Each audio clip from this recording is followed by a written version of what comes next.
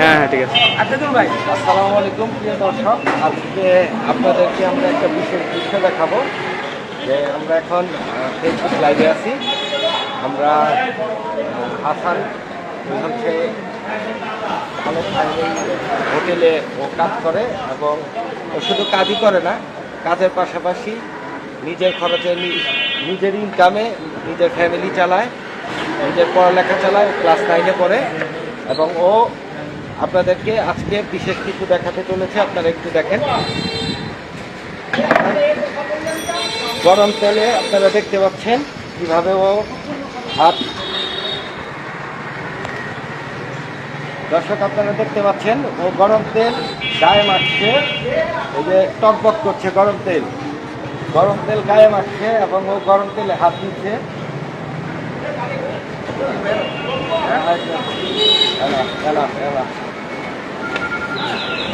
আপনারা দেখতে পারলেন দর্শক, এই যে দেখেন গরম,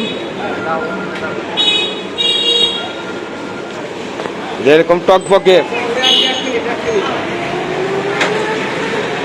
টকবকে তেলে হাত চুবিয়ে দিয়েছে হাসান। আমরা হাসানের সাথে কথা বলবো।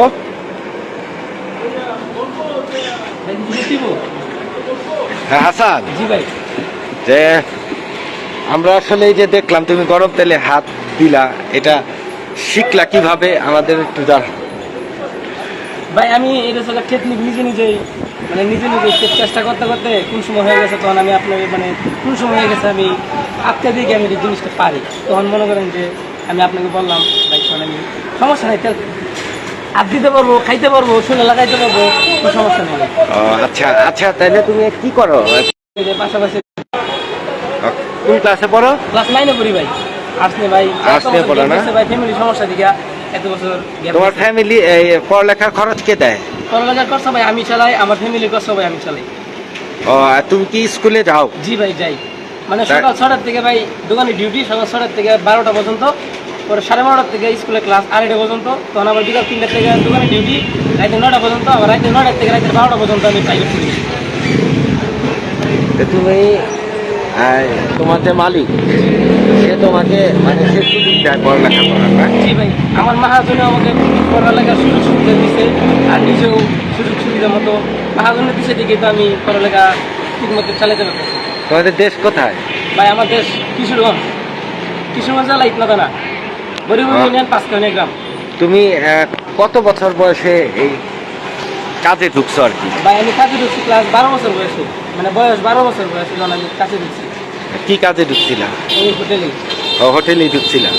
তো পরবর্তীতে তুমি এই যে পড়ালেখা চালাচ্ছ, এটা কিভাবে তোমার কেন মনে হইলো যে পড়ালেখা করা দরকার? আমার ভাই ফ্যামিলির সমস্যা ছিল, ফ্যামিলির সমস্যার কারণে আমি লেখাপড়া বাদ দিয়ে আমি ফ্যামিলির কষ্ট ঝামেলা ছিল, এই কারণে আমি ফ্যামিলি ঝামেলাটা শেষ করছি। যখন ঝামেলা শেষ হয়ে গেছে তখন আমি আমার ছোট 5 জন আছে, 5 জনের লেখাপড়া করাইতেছি, আর আমি নিজে। কয়জন আছে তোমরা ভাই বোন? কয়জন? আমার ছোট ভাই বোন 5 জন, মোট 6 জন।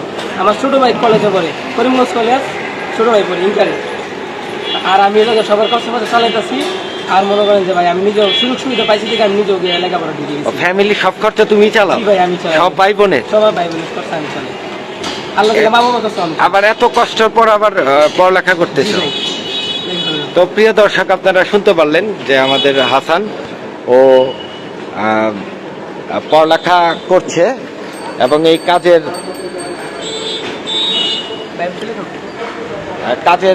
কাজের ফাঁকেও নিয়মিত স্কুলে যাচ্ছে, নিয়মিত টিউশনি করছে। আমরা হাসানকে নিয়ে আরও বিস্তারিত সামনে খুব দ্রুত সময় আমরা বিস্তারিত জানবো হাসান কোন স্কুলে পড়ে, কি করে। তো হাসানের জন্য সবাই দোয়া করবেন। আসলে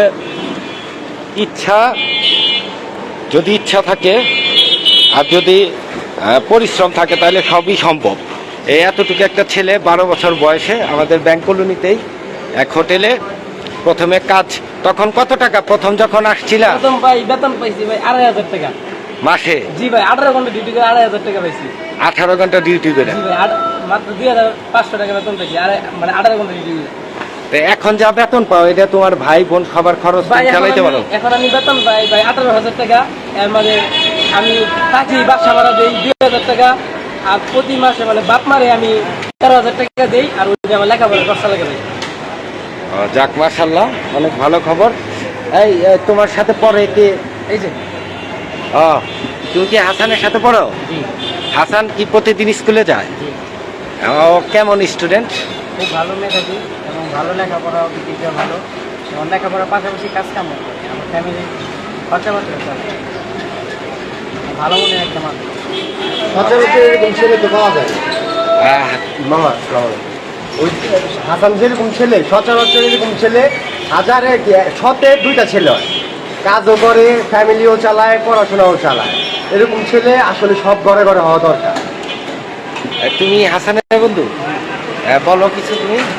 কারণ হাসানের ভিতরে যে একটা প্রতিভা আছে, এত সারাদিন মানে খাটাখাটি করে কাজ করার পরও পড়ালেখার যে একটা সময় বের করছে, এটা মনে করেন যে বর্তমান যুগে এরকম ছেলে পাওয়া যায় না। তারপর আমিও দেখে নিজেকে গর্ববোধ মনে করি যে আমি ওর একজন বন্ধু, ঠিক আছে। আর বন্ধু তো সবাইকে বানানো যায় না, যে বিপদের সময় পাশে থাকে তাকে বন্ধু বানানো যায়। আমার অনেক বিপদের সময় পাশে ছিল, আমি ওর বিপদের সময় পাশে ছিলাম। আর ওকে দেখে আমি শিখতেছি যে বাস্তব জীবনে আসলে কিভাবে চলতে হয়, কিভাবে অনেক বাধা পেরিয়ে নিজের ভবিষ্যৎ উজ্জ্বল করার জন্য মানে অনেক বাধা পেরিয়ে মনে করেন যে আপনার এগিয়ে যেতে হয়। এই যে সারাদিন শ্রম করার পর রাত্রে দিয়ে পরে টিউশনি করতেছে, আবার সব কিছু দিয়ে মানে হাসান মনে করেন যে প্রতিভা খুব ভালো। তাই আসলে চিন্তাই করা যায় না যে এরকম কঠিন কাজ করার পরও হাসান পড়ালেখা চালিয়ে যাচ্ছে। তো হাসান, তুমি দর্শকদের উদ্দেশ্যে কিছু বলো, দোয়া চাও, বলো। দর্শকদের হচ্ছে যে আমি সবার কাছে দোয়া চাই যাতে আমি আরো লেখাপড়া করে আগায় যেতে পারি, আমি পড়াশোনা যাতে চালাতে পারি, আর কাম কাজ যাতে করা পারি। আর মানে আমি সবার কাছে দোয়া চাই, সবাই সবাই আমার জন্য দোয়া করে আমি যেন লেখাপড়া আগাইতে পারি। তুমি লেখাপড়া করে কি হইতে চাও? লেখাপড়া করে আমি, আমার ইচ্ছা হলো যে আমি লেখাপড়াতে আমি হলো এসএসসি পাস করে আমি একটা যে কোনো একটা ডিপ্লোমা নিব, আমার এই আশা হয়ে যায়।